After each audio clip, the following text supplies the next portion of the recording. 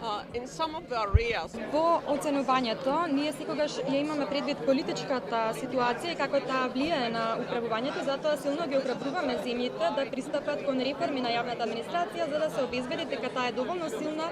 за да може да испорача соодветни услуги на граѓаните. Целта на оваа стратегија не е да ја реформираме администрацијата само за да реформираме администрацијата, туку да се реорганизираме внатрешно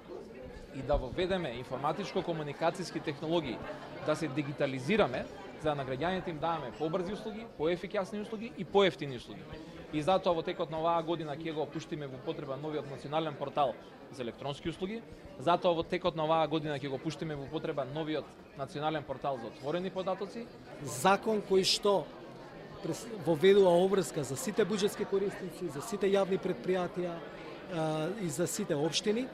значи обврска своите доспеани неплатени обврски да ги известуваат во софтвер кој што го направивме за многу кратко време заедно со поддршка со Европската унија и ние кога ќе биде поминат законот во собрание,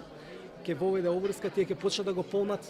тој софтвер за Министерството за финансии да има редовна состојба на овие обврски. Ние кога ќе имаме, ќе почнеме и да ја објавуваме и тоа ќе биде механизам да спречува